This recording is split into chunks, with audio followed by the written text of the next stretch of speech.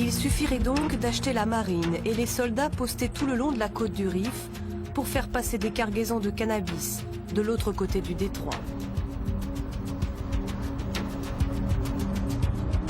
Sur le littoral du Rif, les maisons des chefs de réseau sont ancrées sur la plage, base stratégique pour le départ des cargaisons.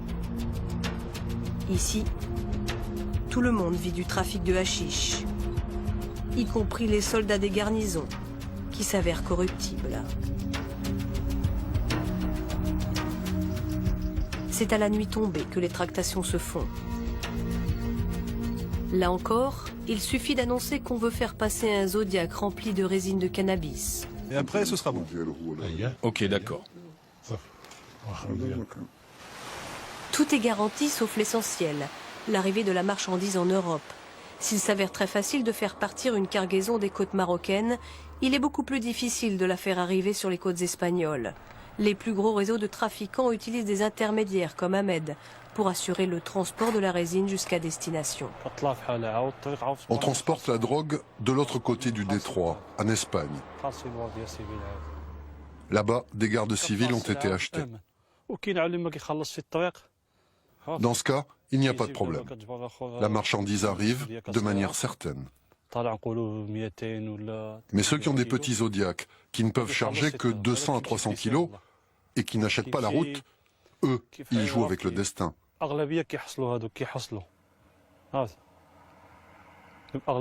Et la plupart sont ensuite arrêtés. Mais si tu payes, en revanche, tu n'es jamais arrêté.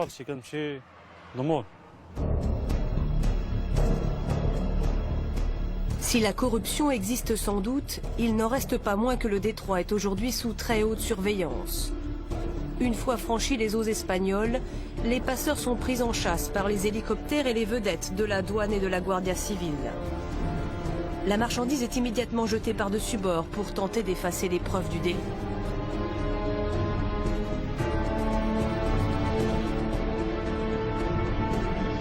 Leurs Zodiacs sont désormais détectés à près de 10 km de distance par des radars, des caméras vidéo et infrarouges qui scrutent le détroit de Gibraltar 24 heures sur 24. Un système de surveillance externe. Jusqu'alors, le détroit restait la voie privilégiée des trafiquants. Aujourd'hui, le système de surveillance extérieure s'avère dissuasif.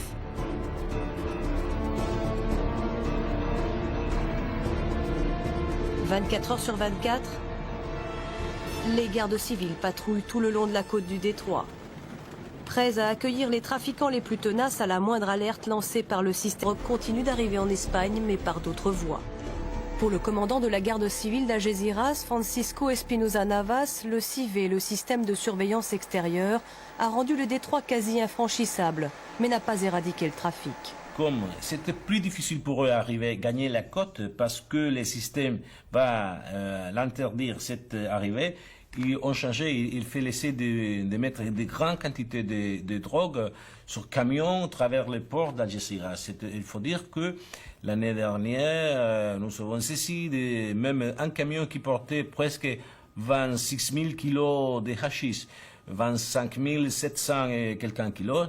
Mais dans la même année, nous avons intercepté aussi un autre camion qui portait 17 000 kilos, un autre 11 000 kilos. Il faut dire que nous avons augmenté la quantité de drogue ici, mais la quantité d'arrivée sur plage, il a diminué. En 2004, les autorités espagnoles ont saisi plus de 60 tonnes de cannabis dans le port d'Algeciras et le long des côtes du territoire de Gibraltar.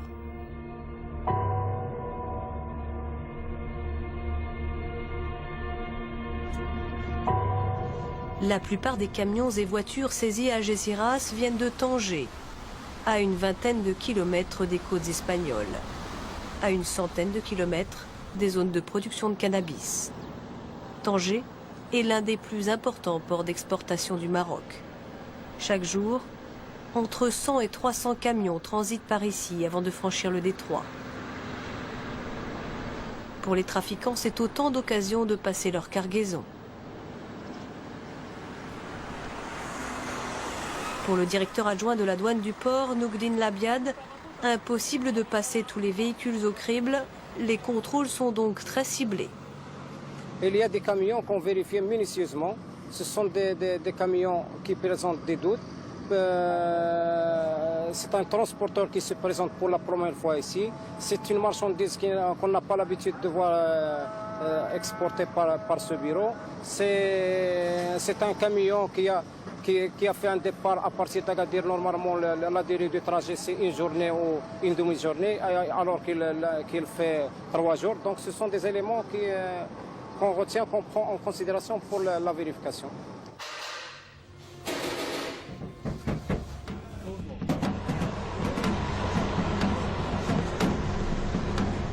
Ce soir-là, dans le port de Tanger, 150 camions attendent de franchir le détroit. Faute de moyens, comme tous les jours, douaniers et policiers de la brigade des stupes ne peuvent en contrôler qu'une dizaine superficiellement et 5 de fond en comble. Ils peuvent passer 3 à 4 heures, voire une demi-journée à contrôler un camion. Tableau de bord, moteur, réservoir, pneus, plafond et plancher. Les trafiquants dissimulent la drogue n'importe où.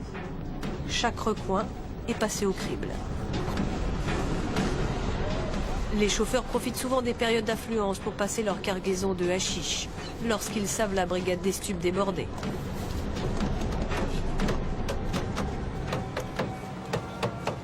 Les véhicules de tourisme, eux, subissent un contrôle systématique. Les narcotouristes sont très nombreux à tenter de faire passer de petites cargaisons dans des bus ou des caravanes ou des voitures. Et à quoi il sert votre tournevis là? Le tournevis, sentir s'il y a la drogue, si le sang est dur. S'il n'y a pas la drogue, c'est creux. Ici, pas de chien renifleur. Le tournevis fait office de scanner. Et à force d'ausculter méthodiquement chaque véhicule, policiers et douaniers de la brigade des stupes finissent par déceler des indices déterminants.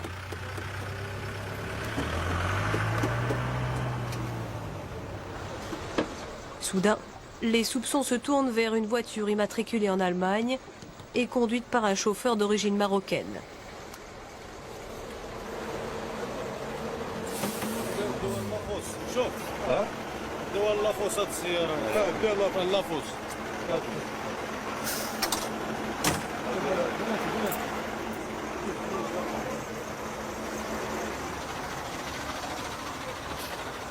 Vous suspectez quelque chose?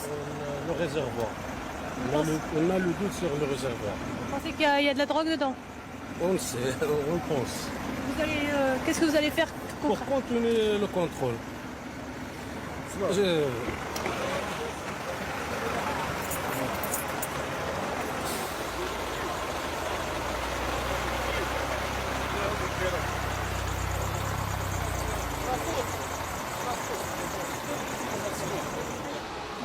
شوف جيبوا بالجافور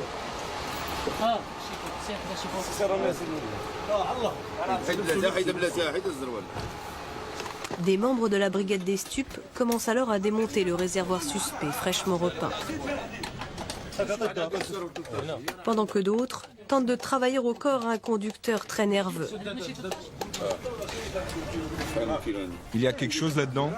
J'ai rien, mon ami. Vous pouvez fouiller. Vous pouvez fouiller. On va descendre le réservoir. Tu veux vraiment qu'on le descende? Descends, vas-y, descends tout.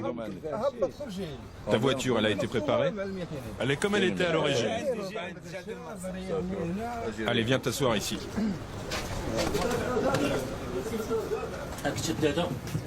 Une demi-heure plus tard, la brigade des stupes vient à bout du réservoir. Un double réservoir rempli d'une quinzaine de kilos de résine de cannabis. Tu connais la personne à qui tu as laissé la voiture? Ouais. C'est quelqu'un que je connais. Tu as confiance en lui? Ouais, c'est mon copain. Il m'aidait à faire des traductions de papier pour la douane depuis 4 mois.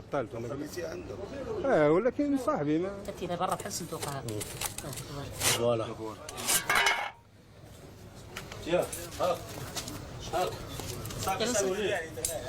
Ça y est, c'est bon.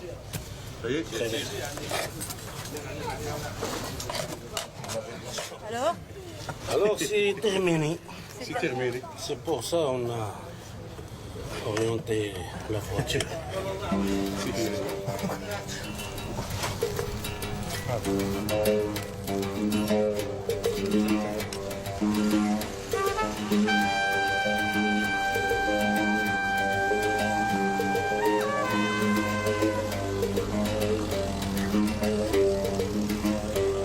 Cet homme finira sans doute dans la prison de Tanger, pendant 1 à 2 ans probablement.